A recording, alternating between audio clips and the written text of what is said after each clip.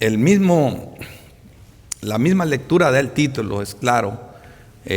La conclusión es cielos nuevos y tierra nueva. Cielos nuevos y tierra nueva es el título del mensaje. Yo solo voy a leer el puro versículo 13 para iniciar.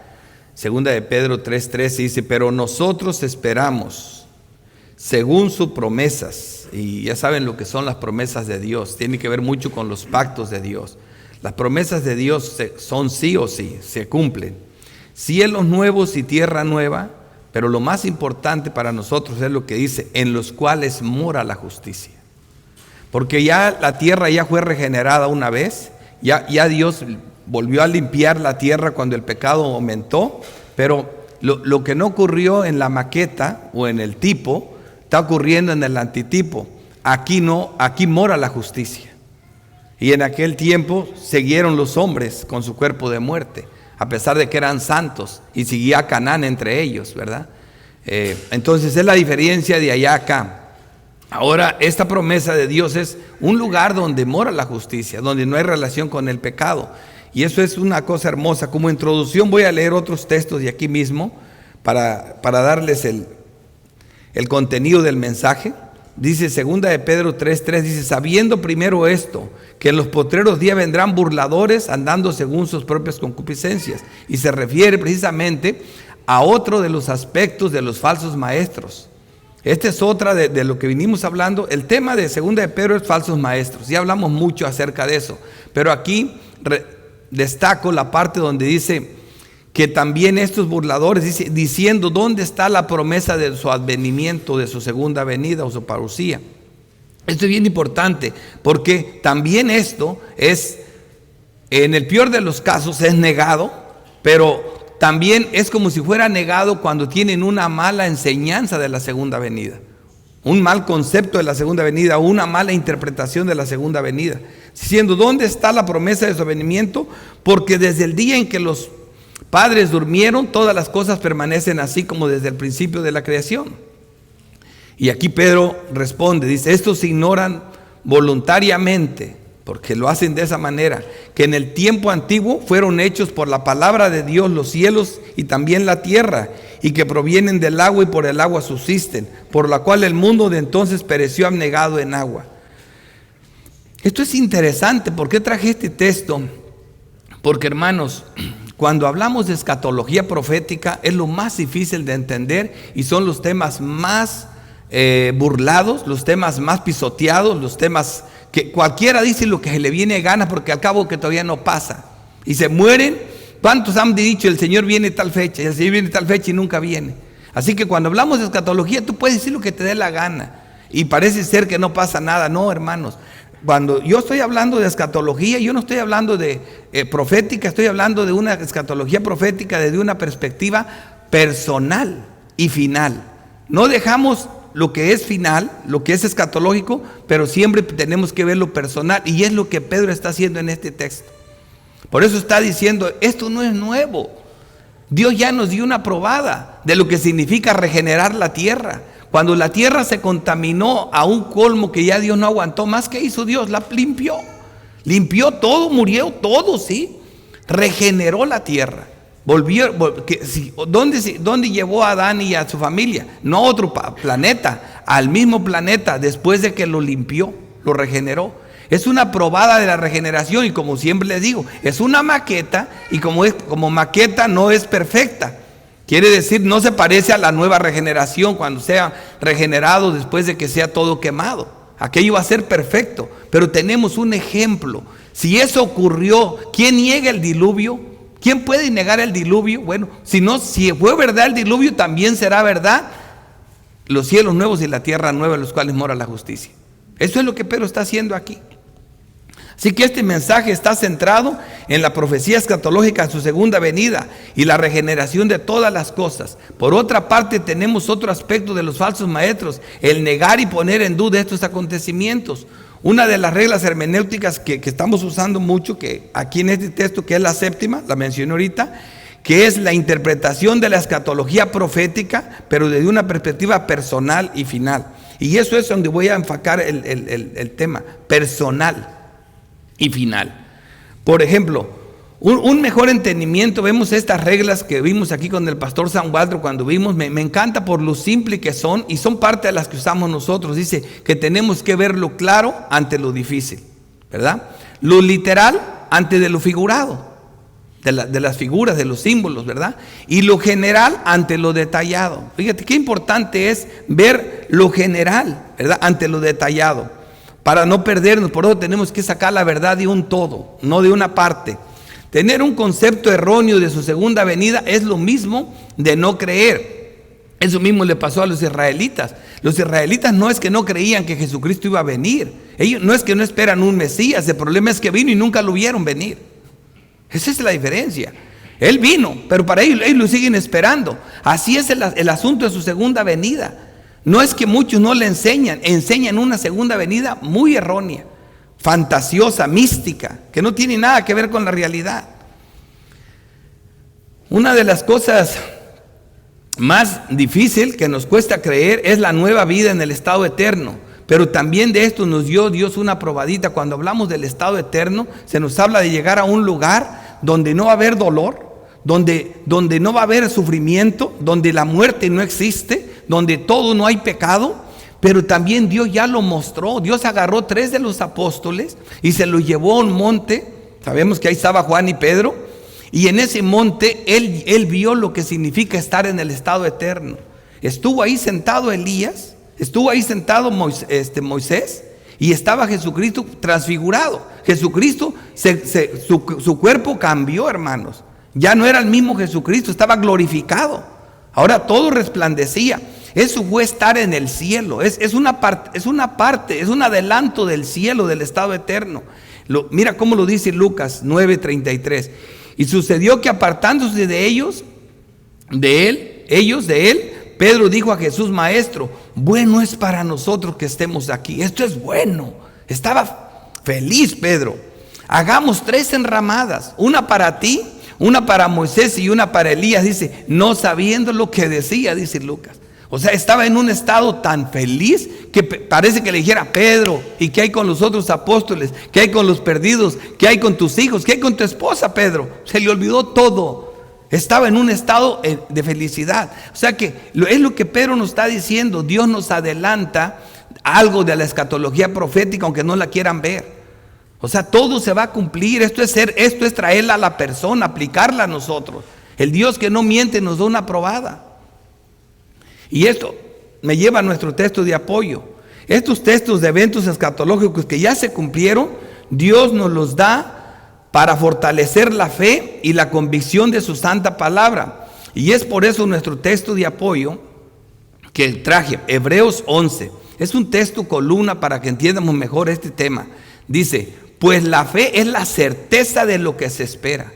O sea, ese es el punto de la fe, hermanos. La certeza de lo que se espera. No tenemos que dudar nada de eso. Esa es la diferencia de nosotros y los falsos. Nosotros tenemos una certeza de lo que estamos esperando y la convicción de lo que no se ve. Estamos convencidos de lo que no se ve, porque por ella alcanzaron buen testimonio los antiguos.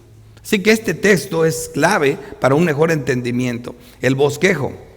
Vamos a ver 3 puntos, 3 encabezados. Una prueba segura y confiable de su advenimiento, la paciencia de su advenimiento y el día de su advenimiento como ladrón en la noche. Entonces vamos a comenzar. Una prueba segura y confiable de su advenimiento. Dice aquí la palabra de Dios, 2 de Pedro 3:1. Voy a ir a la parte expositiva. Amados, esta es la segunda carta que os escribo, y en ambas despierto con exhortación vuestro limpio entendimiento. Ya vemos que es la segunda epístola de Pedro. Dice, para que tenga memoria de las palabras que antes han sido dichas por los santos profetas y del mandamiento del Señor y Salvador dado por vuestros apóstoles. Ya les dije yo que siempre la palabra de Dios en el Antiguo Testamento vino por los profetas, en el Nuevo Testamento los apóstoles. Y a nosotros ahora nos llega por lo que estoy haciendo yo aquí. Por eso la carga que siente uno de pararse enfrente. Tiene que buscar uno bien, traer un mensaje doctrinal, lo que dijeron los apóstoles. Sabiendo primero esto, que en los postreros días vendrán burladores andando según sus propias concupiscencias. Eso es lo que se prohíbe en la predicación. meter tus opiniones. Es prohibido que el pastor crea o piense, diga yo creo, yo pienso, o que diga sus experiencias, o que trate de manipular las escrituras debido a su forma de vivir, a sus experiencias personales. Todo eso no se puede meter aquí. Y diciendo, ¿dónde está la promesa de su advenimiento? Porque desde el día en que los padres durmieron, todas las cosas permanecen así, como desde el principio de la creación. Pero aquí una vez más, los falsos maestros mostrando otro aspecto de sus mentiras y errores, negando su segunda venida, tal y como lo fue en tiempos de Jesús. En Mateo 22, 23 dice, aquel día vinieron a él los saduceos que dicen que no hay resurrección. ¿Tú te imaginas que los saduceos eran los sacerdotes? Y entre ellos estaba Anás y Caifás, que eran los sumos sacerdotes, eran los líderes religiosos del pueblo de Israel, la cabeza. Tenían un error tan grande que no creían en la resurrección. Los fariseos, el grupo fariseo sí creía, pero los saduceos no creían. Y ellos eran los sacerdotes. ¿Tú te imaginas qué error tan grande no creer en la resurrección? En Juan 14:1 dice, no se turbe vuestro corazón, creer en Dios, creed también en mí. En la casa de mi Padre muchas moradas hay, si así no fuera yo os lo hubiera dicho. Voy pues a preparar lugar para vosotros. ¿Cómo no vamos a creer nosotros en sus promesas? No se turbe vuestro corazón. Creer en Dios y creer en mí, porque Cristo habló las palabras de su Padre. ¿Cómo puedes tú traer otro tema? ¿Cómo puedes negar algo así? De ahí la preocupación por Pablo y Pedro del mal informe de su segunda venida, que heredaron de los falsos maestros desde el tiempo de Cristo, tal como ahora. Tanto el apóstol Juan en Apocalipsis como Pablo en Tesalonicenses fueron muy insistentes y claros al tema de su segunda venida. Cuando prediqué la primera epístola de los Tesalonicenses, vimos que en cada uno de los 5 capítulos se habla de la segunda venida. Ese era el tema principal de esa epístola, en cada uno de los 5. En 1 Tesalonicenses 4:15 dice, por lo cual os decimos esto en palabras del Señor, que nosotros que vivimos, que habremos quedado hasta la venida del Señor. Ahí está hablando de la segunda venida. Y es que la segunda venida nos relaciona con muchos aspectos importantes de la venida. Dice, no procederemos a los que durmieron. Esto es algo que no sabían muchos creyentes, ¿verdad? Que si nosotros estuviéramos vivos, no por eso vamos a ser transformados antes de ellos. Ellos primero van a resucitar, porque el Señor mismo con voz de mando, con voz de arcángel y con voz de trompeta de Dios descenderá del cielo, y los muertos en Cristo resucitarán primero. Así que la resurrección de los santos está ligada con la segunda venida de Cristo. ¿Ves el tema? Negar la segunda venida de Cristo es negar la resurrección. Y eso es lo que hacían los sumos sacerdotes en tiempos de Jesucristo.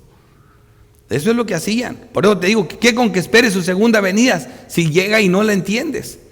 Luego nosotros los que vemos, los que hayamos quedado, seremos arrebatados juntamente con ellos en las nubes para recibir al Señor en el aire. Y así estaremos siempre con el Señor. Vamos a ser transformados también. Porque este cuerpo no puede estar a la presencia de Dios sin un cuerpo glorificado, como el de Cristo en la transfiguración del monte. ¿Cuál es el mayor beneficio de saber que seremos transformados y reunidos con Dios? Veamos algunas respuestas de Dios. Seremos librados de la ira venidera. ¿Ves todo lo que tenemos que saber acerca de la segunda venida? Primera de Tesalonicenses 1:10 dice, esperar de los cielos a su Hijo, el cual resucitó de los muertos, a Jesús, quien nos librará de la ira venidera. Eso también es otro aspecto de su segunda venida. El ver los santos reunidos con Dios será nuestra corona de gloria y gozo. En 1 Tesalonicenses 2:19, como ven, ya tomé 1 Tesalonicenses 4, ya tomé el 1, ahora estoy tomando el 2, para que vean que Pablo en cada uno de los capítulos habló de su segunda venida y vean los aspectos importantes de su segunda venida. ¿Cuál es nuestra esperanza o gozo, corona de que me gloríe? ¿No lo sois vosotros delante de nuestro Señor Jesucristo en su venida? Wow. O sea, eso es lo importante de conocer su segunda venida. No solamente que viene, otros dicen que viene pero no pone pie en la tierra y se regresa y que levanta la iglesia y puras fantasías que no tienen sentido. Por fin el ser afirmados en santidad completa, que es la glorificación, es otro aspecto de su segunda venida. 1 Tesalonicenses 3:13. Para que sean afirmados vuestros corazones irreprensibles en santidad delante de nuestro Padre en la venida.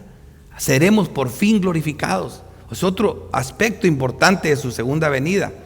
Estar preparados, alertos, en guardia. Ese es 1 Tesalonicenses 5, y con esta concluyo los 5 capítulos de 1 Tesalonicenses que hablaron de la segunda venida, dándonos diferentes aspectos, diferentes beneficios, diferentes bendiciones, esperanzas de su segunda venida. Dice aquí: mas vosotros, hermanos, no estáis en tinieblas, para que aquel día no sorprenda como ladrón. Justo lo que Pedro está diciendo: no sorprenda como ladrón. ¿Por qué, hermanos? Porque si nosotros lo esperamos, nunca nos va a sorprender. Si le creemos a Dios, para nosotros no va a ser sorpresa, pero para los falsos maestros va a ser como un ladrón, los va a sorprender. Saber que reposaremos para siempre de nuestras tribulaciones es otra de los gloriosos beneficios, según de Tesalonicenses 1:6. Porque es justo delante de Dios pagar con tribulación a los que os atribulan. Es otra de las cosas que van a pasar. Por fin se va a hacer justicia. Y eso es lo que claman las almas en el altar: ¿cuándo harás justicia? ¿Cuándo harás justicia a los que moran en la tierra? Dice: y vosotros que sois atribulados, daros reposo con nosotros, cuando se manifieste el Señor Jesús desde el cielo con los ángeles de su poder. Así que tenemos otra bendita promesa: daos reposo con nosotros, con los santos, en su segunda venida.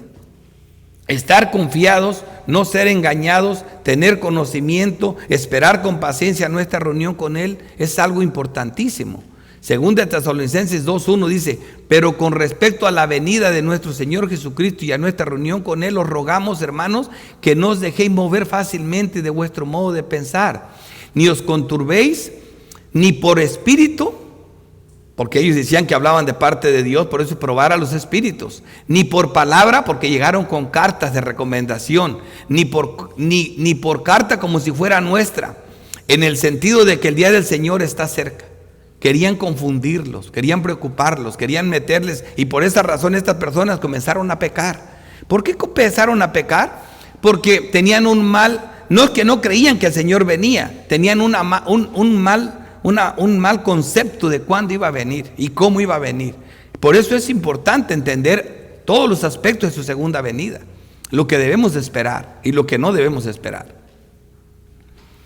Nadie os engañe en ninguna manera, dice, porque no vendrá sin que antes ocurran estas 3 cosas. Aquí dice una: vendrá la apostasía y se manifiesta el hombre de pecado, el hijo de perdición. Una apostasía a nivel grande, hermanos, es algo que es una noticia muy cruel, pero que para que esto ocurra tiene que ocurrir algo que es muy alentador.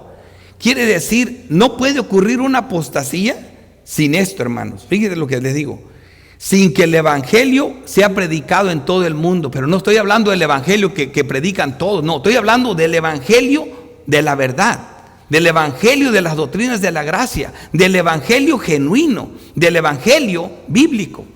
No de aquel evangelio que no tienen a Cristo más que por un servidor, hermano. Estoy hablando del verdadero evangelio. Así que la predicación en todo el mundo tiene que ser una predicación genuina. Esto se va a cumplir.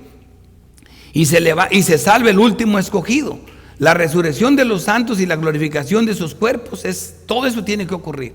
Así que el último escogido también se le dijo, porque esa fue la respuesta que se le dieron a las almas, que lo vamos a ver ahorita. Dice: ¿hasta cuándo, Señor? ¿Hasta cuándo? Dice: hasta que se complete el número de sus consiervos. Son aspectos que tienen que ocurrir antes de que esto venga. En 1 Tesalonicenses 2:13 dice: tampoco queremos, hermanos, que ignoréis acerca de los que duermen, para que no os entristezcáis por los otros que no tienen esperanza. Es otra de las bendiciones de saber de su segunda venida, de no tener tristeza por los que se mueren, por nuestros familiares que mueren en el Señor. Dios nos dice: estén tranquilos, ellos están mejor. Porque si creemos que Jesús murió y resucitó, así también traerá Dios con Jesús a los que durmieron en Él. Wow. Eso tienes que estar seguro. Esto es creer en su segunda venida. No sé que el Señor viene, el Señor viene, el Señor viene. ¿Saben todo esto que les estoy diciendo? Todo esto, no estuvieran hablando de un rapto secreto, no estuvieran hablando todas esas fantasías si conocieran todo esto. Porque todo eso está aquí. ¿En qué? En la enseñanza de los apóstoles, como dice Pedro. Los apóstoles nos hablaron estas palabras. La mayor garantía de nuestra resurrección es la del mismo Señor Jesucristo. Este es el centro de nuestra fe, lo que nos hace una religión única, la cual prueba su veracidad en la resurrección de Cristo y la nuestra.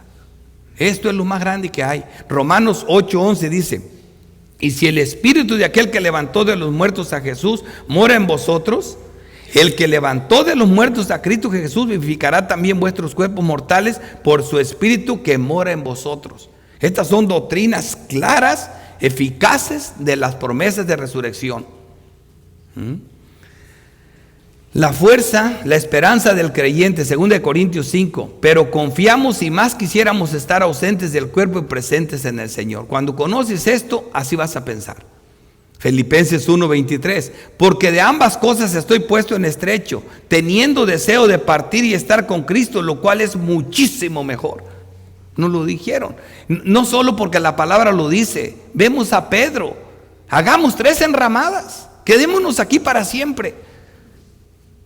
Pero no, espérate, Señor, ¿y mis hijos? ¿Quién les va a dar de comer? ¿Y mi familia? ¿Y la casa? ¿Y quién va a pagar? No te preocupes, uno se preocupa quién va a regar las plantas. Ya están allá muriéndose en el hospital y están preocupándose por lo que... Ya estás allá. O sea, no te preocupes por eso, Dios nos va a calmar eso. Hay que creerle al Señor. Ahora, una prueba del Dios que no miente de la resurrección del mundo. Versículo 5. Estos ignoran voluntariamente que en el tiempo antiguo fueron hechos por la palabra de Dios los cielos y también la tierra, que provienen del agua y por el agua subsisten, por lo cual el mundo de entonces pereció anegado en agua. Pedro trae algo histórico, algo que ocurrió para probar la veracidad de esto. Dios lo hace una y otra vez, hermano.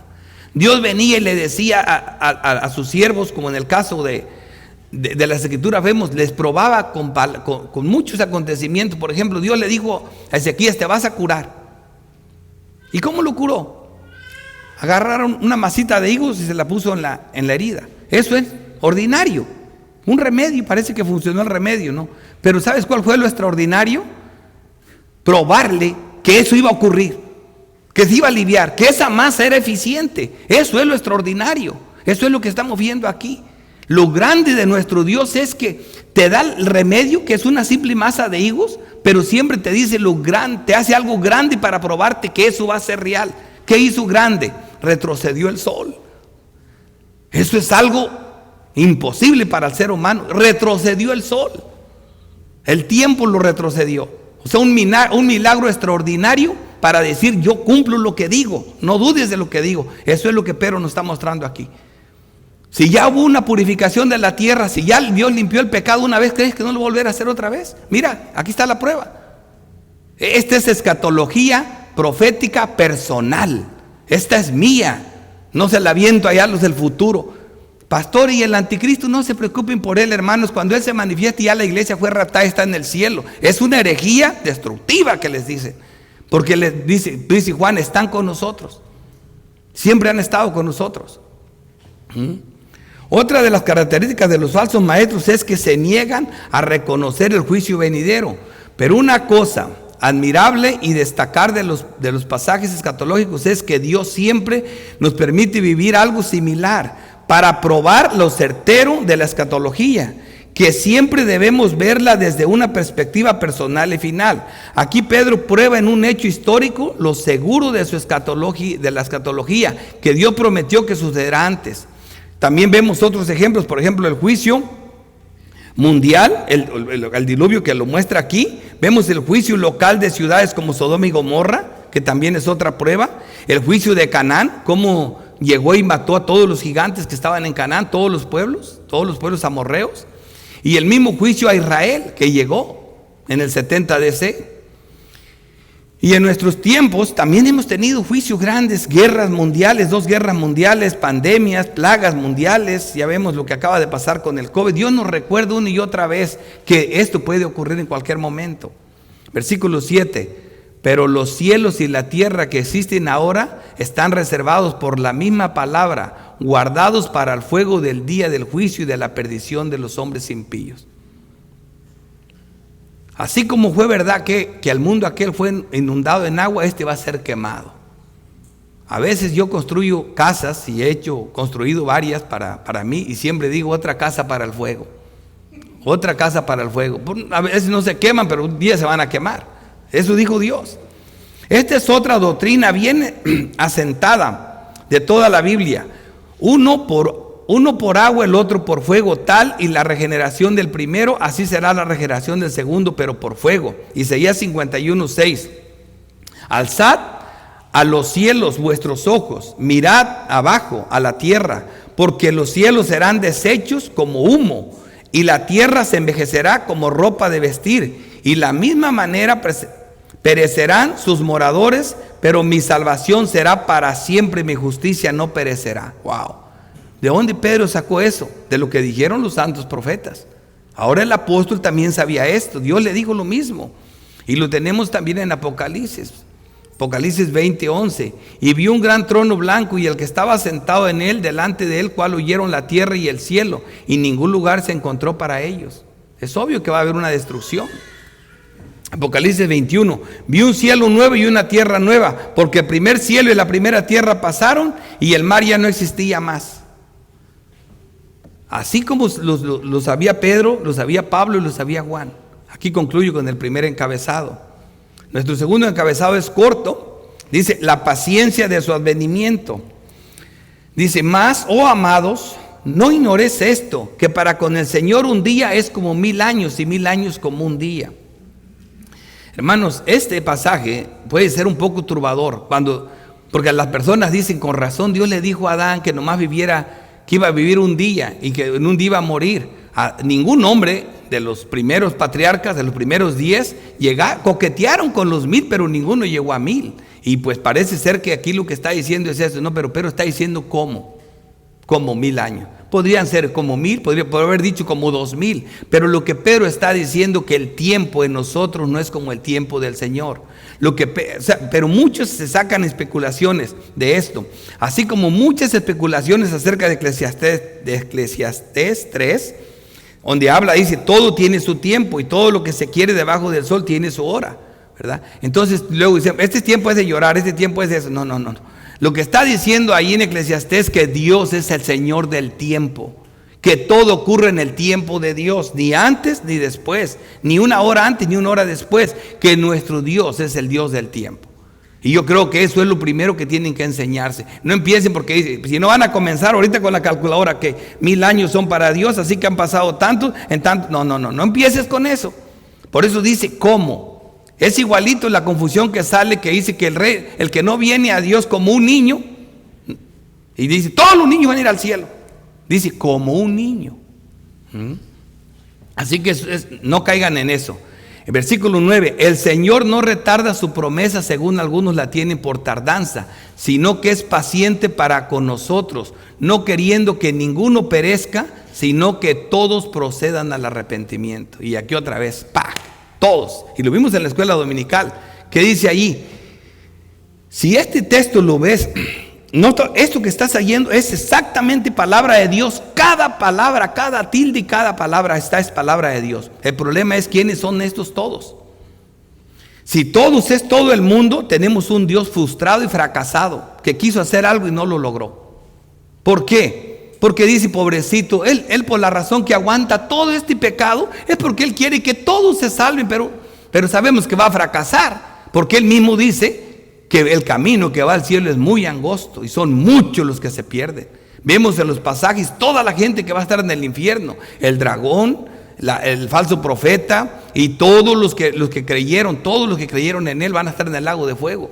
Así que Dios, yo te canto tu fracaso, Señor, si esto es verdad, sí, que vas a fracasar. Por más que tengas paciencia vas a fracasar. Es que esto no es así, sino que todos tienen un nombre, hermanos.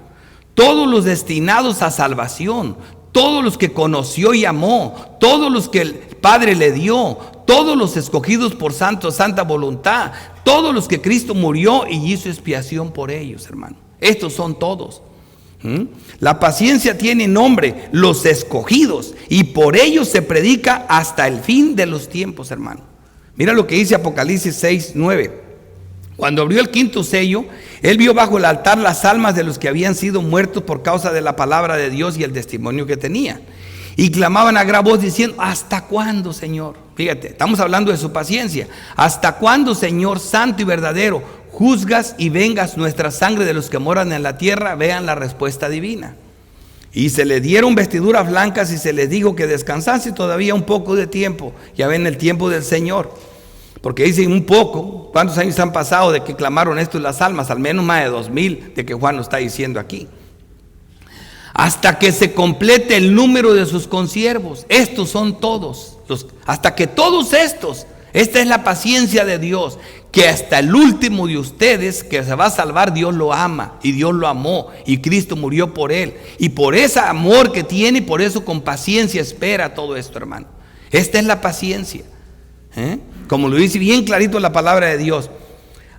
Dice, hasta completar el número de sus consiervos y sus hermanos, que también habían de ser muertos como ellos.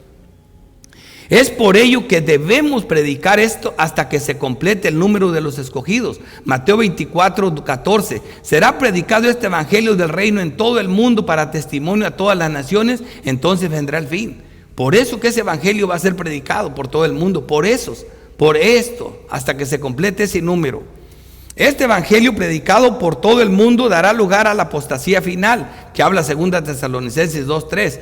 Nadie os engañe en ningún momento, porque no vendrá sin que antes venga la apostasía y se manifieste el hombre de pecado, el hijo de perdición. Porque para que haya una apostasía es que el evangelio tiene que ser predicado, el verdadero evangelio.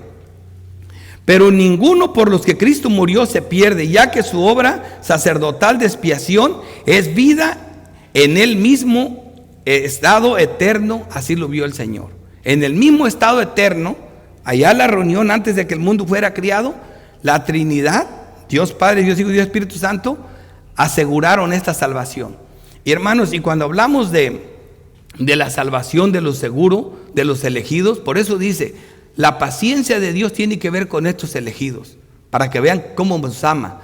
Para que vean, esta paciencia no es que todos se salven. Porque si todos son todos, como le dije, Dios pobrecito fracasó. Porque no todos se van a salvar. Pero sí todos los escogidos. Ahora, hermanos, yo ya los he dicho muchas veces, pero siempre hay personas nuevas. Cuando hablamos de una expiación limitada, para mí es un insulto negar la expiación limitada. La mayoría de las religiones que no son como nosotros no creen ni siquiera en ninguna de las 5 doctrinas de la gracia o los 5 puntos apodados del calvinismo. Pero los bautistas al menos dicen: yo soy de 3 puntos. Pero lo que casi nadie acepta es una expiación limitada. No, Dios murió por todo el mundo.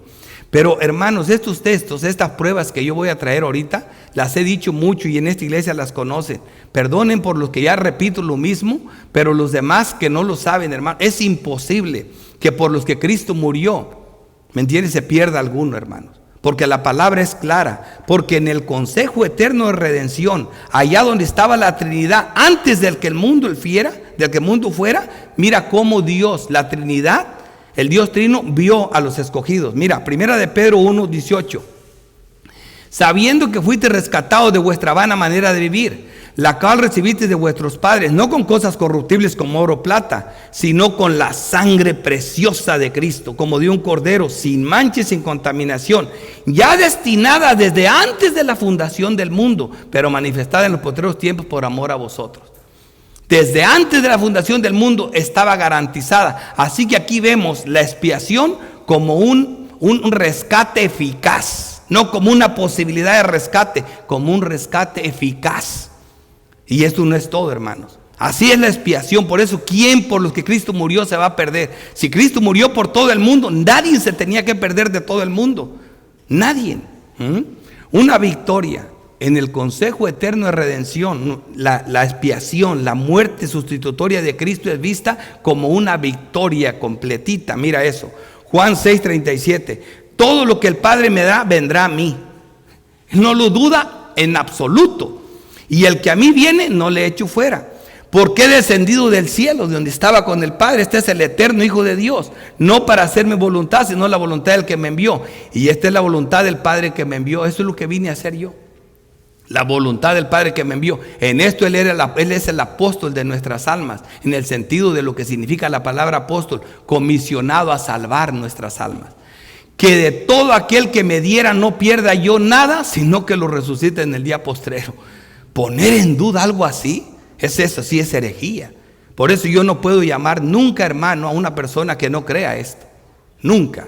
¿Ves? Y la otra cosa es una obra perfecta y completa. No que ya Dios puso su parte y tú pon la otra. Mira cómo es. Juan 10, 17.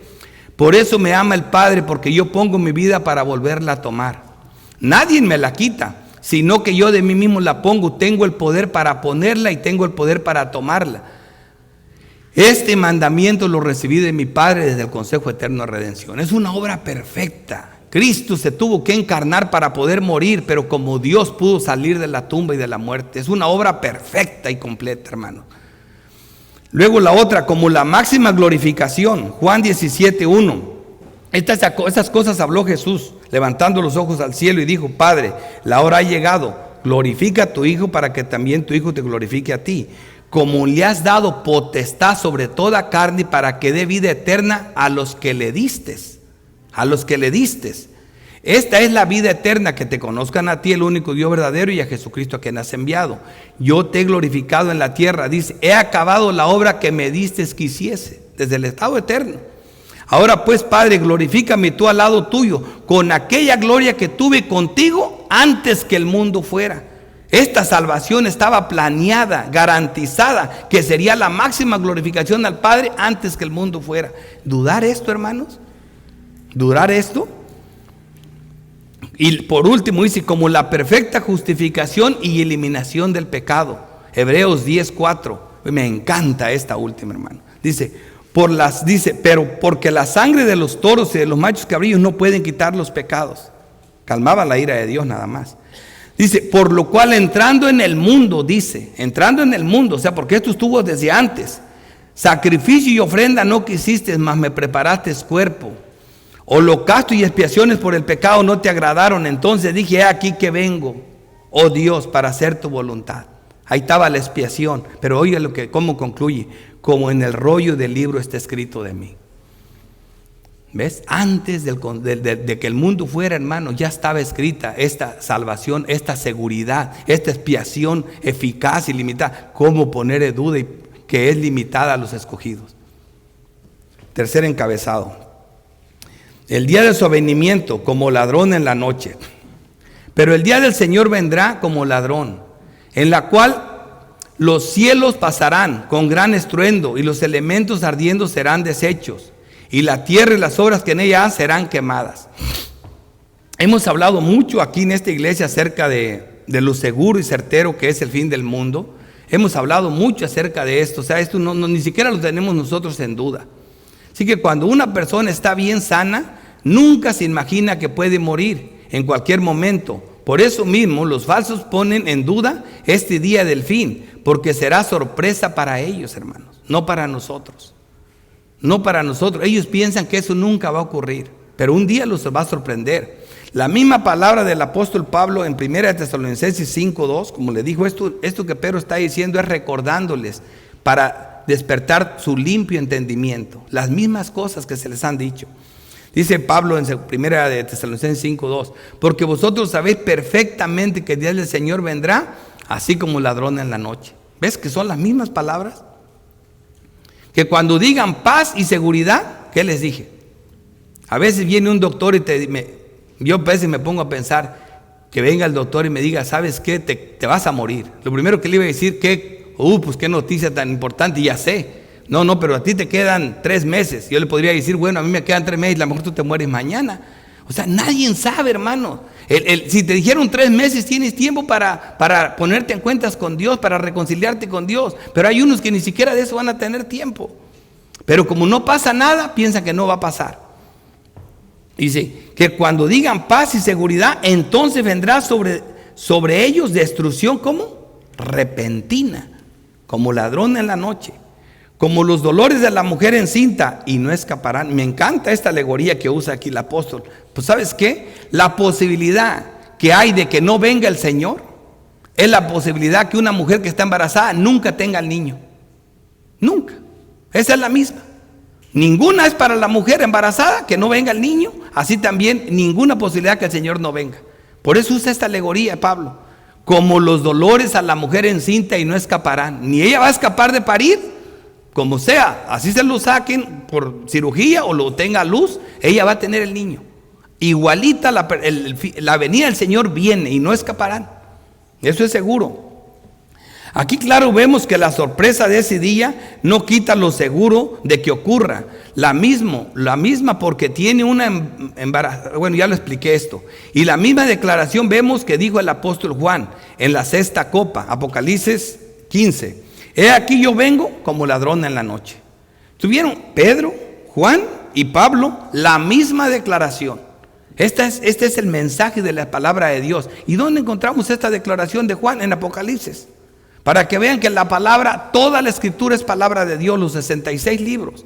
Solamente hay que saber coordenarlos, hermanos. Hay una unidad, como vimos, tenemos una regla hermenéutica, no separar lo que Dios ha unido. Por eso tenemos que ver, como dice, lo detallado a la luz de lo general. Es lo que estoy haciendo. Estoy viendo lo detallado que Pedro dice a la luz de lo general. Bienaventurado el que vela y guarda sus ropas para que no anden de nu y vean su vergüenza. Versículo 11 dice: puesto que todas estas cosas han de ser deshechas, ¿cómo no debemos nosotros andar en santa y piadosamente de vivir? Para esto es que importa a nosotros, hermano. Que el día que nos queda tenemos que buscar con todo de tener esa comunión con Dios, de tener esa comunión con los hermanos, que al mismo tiempo es la comunión con Dios. Versículo 12: esperando y apresurados para la venida del día de Dios, en el cual los cielos encendidos serán deshechos y los elementos siendo quemados se fundirán. Pero aquí está la promesa. Pero nosotros esperamos según su promesa cielos nuevos y tierra nueva en los cuales mora la justicia. Pareciera que no tendría yo que explicar nada de este texto, pero estoy convencido que hay personas aquí, y muchos en la Reforma también, muchos me lo dijeron hace tiempo, yo ya lo prediqué. Ya todos aquí los que tienen tiempo lo conocen, que cuando decimos nosotros que realmente nosotros vamos a pasar la eternidad en esta tierra, aquí, no en el cielo, para mucha gente, no, pero ¿cómo? Dice la Biblia que vamos a ir al cielo y que vamos a ir al cielo. Sí, vas a ir al cielo, si te mueres hoy vas a ir al cielo, tu alma va a ir al cielo, pero ¿dónde vas a pasar la eternidad? Va a ser aquí. Pero qué, imagínate, ¿cómo puedo hablar algo así yo? No tengo ninguna autoridad para hablar así. Estas son palabras que solamente habla un hombre y solo tienen sentido cuando hacemos un estudio de la Biblia. Y perdónenme por ir a tantos textos, pero mi palabra, mi boca no tiene credibilidad, sino las Escrituras. La Biblia dice clarito que así será y así será. Esta doctrina que a algunos les puede sonar desconocida por causa de los falsos maestros y sus especulaciones místicas y fantasiosas, no obstante recorre todos los géneros literarios de la Biblia. ¿Y qué fue lo que les dije al empezar? Vamos a ver lo detallado a la luz de lo general, ¿verdad? Para comenzar, voy a comenzar con el último libro, aunque voy a empezar después para atrás. El último libro dice, Apocalipsis 21:1. Vi un cielo nuevo y una tierra nueva, porque el primer cielo y la primera tierra pasaron y el mar no existía más. Ahí está la misma declaración, algo nuevo, ¿verdad? Cielo, mar y tierra, esto significa toda la creación como lo dice la Biblia, Génesis 1:1. En el principio creó Dios los cielos y la tierra estaba desordenada y vacía, y las tinieblas estaban sobre la faz del abismo, y el Espíritu de Dios se movía sobre la faz de las aguas. Ahí están las aguas, cielo y tierra. El universo no será removido, sino restaurado. En hebreo hay dos formas de decir nuevo. Oigan esto. La palabra neos, que significa nuevo, nomás, nuevo. Y la palabra kainos, que significa nuevo en cualidad, que es la que se está usando aquí. La tierra tiene que ser regenerada, renovada, porque está maldita. Y eso está claro. La tierra está maldita, por eso dice Génesis 3:17. Y al hombre dijo: por cuanto obedeciste a la voz de tu mujer y comiste del árbol que te mandé diciendo, no comerás de él, maldita será la tierra por tu causa. Maldita será la tierra por tu causa. Así que esta está corrompida. Lo mismo nos dice Romanos 8, del 19 al 22, que esta es doctrina clara. Porque el anhelo ardiente de la creación, que es toda la tierra, es el aguardar la manifestación de los hijos de Dios. Ella no puede ser regenerada sin nosotros. Dice, porque la creación fue sujetada a vanidad, no por su propia voluntad, sino por causa del que sujetó toda esperanza.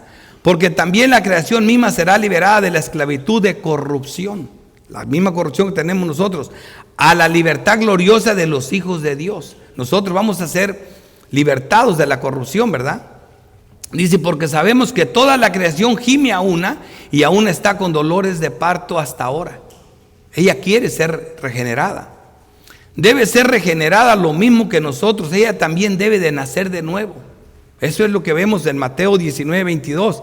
Y Jesús les dijo, de cierto digo que en la regeneración, cuando el Hijo del Hombre se siente en el trono de su gloria, vosotros que me habéis seguido, también se sentarán sobre 12 tronos. En la regeneración hay que nacer de nuevo.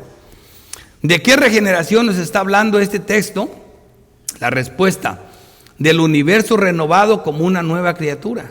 Isaías 65, 17. Porque qué aquí que yo criaré nuevos cielos y nueva tierra. No es nada nuevo lo que Pedro está diciendo.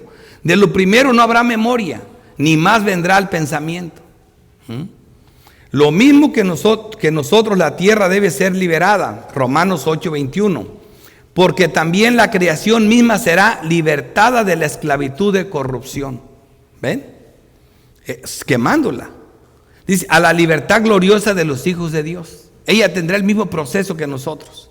La tierra no será aniquilada, sino transformada. Hechos 3, 21. Aquí en desierto es necesario que el cielo reciba hasta los tiempos de la restauración de todas las cosas, de que habló Dios por boca de sus santos profetas que han desde tiempos antiguos. Hay un paralelismo interesante en la destrucción que ya tuvo lugar en el diluvio y la que habrá cuando Cristo venga. Dice, y yo Juan vi la santa ciudad, la nueva Jerusalén, descender del cielo de Dios, dispuesta como una esposa ataviada para su marido. Y oí una voz del cielo que decía, he aquí el tabernáculo de Dios con los hombres, Él morará con ellos y ellos será su pueblo, Dios mismo estará con ellos como su Dios. Esta es la diferencia, porque ahora Dios va a estar con nosotros en esta nueva tierra sin relación alguna con el pecado. Esa es la única diferencia más grande que tenemos en esto. Como les digo, la maqueta nunca es igual que, o diría mejor, el tipo no es igual que el antitipo. Nunca, no tiene la misma calidad. Levíticos 26, 11 dice, y pondré mi morada en medio de ellos, y mi alma no se obstinará, y andaré entre vosotros, y seré vuestro Dios, y vosotros seréis mi pueblo. Esta es la realidad de la nueva tierra y el nuevo cielo, que Dios estará entre nosotros. Ezequiel 37, 27. Estaré en medio de ellos, mi tabernáculo, y seré a ellos por Dios, y ellos me serán por pueblo. Y sabrán las naciones que yo, Jehová, santifico a Israel, estando mi santuario en medio de ellos para siempre. Eso es las promesas que tenemos, que Dios morará con el hombre. Zacarías 8, 8. Los traeré y habitaré en medio de Jerusalén, y me serán por pueblo, y yo seré a ellos por Dios en verdad y en justicia. En verdad y en justicia. Eso no va a haber pecado. Pero es verdad que Dios morará sobre la tierra. Así hizo esta pregunta en Zacarías 8, 27. Lo mismo vemos en los evangelios. Juan 1, 14. He aquí el verbo fue hecho carne y habitó entre nosotros, y vimos su gloria, gloria que como del unigénito del Padre, lleno de gracia y de verdad. Eso ya ocurrió aquí, hermanos. Estas son probadas de lo seguro, pero después vamos a tener a Cristo en una ciudad en una tierra donde ya no va a haber sol, donde Cristo será lo que ilumine esa tierra. Juan 14, 23, respondió Jesús y le dijo, el que me ama, mi palabra guardará, mi Padre le amará, vendremos a él y haremos morada con él. Son unas promesas espirituales, pero son promesas que apuntan a la parte literal cuando estemos en el estado eterno, porque ya Dios mora con nosotros. Los apóstoles confirman la doctrina, la cual recogen de todas las escrituras. Estas ya son los textos doctrinales que aseguran esta enseñanza clara de cómo vamos a pasar la eternidad en la tierra renovada. Segunda de Corintios 6, 16. ¿Y qué acuerdo hay entre el templo de Dios y los ídolos? porque vosotros sois el templo del Dios viviente, como Dios dijo, habitaré y andaré entre ellos, y seré su Dios y ellos serán mi pueblo. Esta es una realidad del estado eterno. Dice que enjuagará Dios toda lágrima de los ojos de ellos, y ya no habrá muerte, ni habrá más llanto, ni clamor, ni dolor, porque las primeras cosas pasaron. Regeneración. Aquí hay dolor, aquí hay llanto y aquí hay muerte, allá no hay nada de eso. El que está sentado en el trono dijo, he aquí yo hago nuevas todas las cosas. Estoy leyendo de 2 de Corintios 6. Esto mismo que está diciendo Pedro. He aquí yo hago nuevas todas las cosas. Y me dijo, escribe porque estas palabras son fieles y verdaderas. No hay duda. Así habla la palabra de Dios. Romanos 8. Pues tengo por cierto que las aflicciones del tiempo presente no son comparables con la gloria venidera que nos traerá, que nosotros ha de manifestarse, porque el anhelo ardiente de la creación es aguardar la manifestación de los hijos de Dios. La misma creación, como lo dijo Pedro. Porque también la creación misma será libertada de la esclavitud de corrupción a la libertad gloriosa de los hijos de Dios. 1 Corintios 15, 54 dice, cuando esto corruptible se haya vestido de incorruptible. Regeneración. Ya termino aquí, hermanos. Colosenses 1, 19. Por cuanto agradó al Padre que en él habite toda la plenitud, y por medio de él reconciliar consigo todas las cosas. Ahí está la reconciliación. Así las que están en la tierra como las que están en los cielos, habiendo la paz mediante la sangre de su cruz. La cruz, la sangre de Cristo no solo purifica nuestros pecados, va a purificar toda la tierra, va a ser quemada, pasada por fuego. Y este texto con el que cierro esta parte, ese es uno de los más claros de lo que estoy hablando. Hebreos 11:13.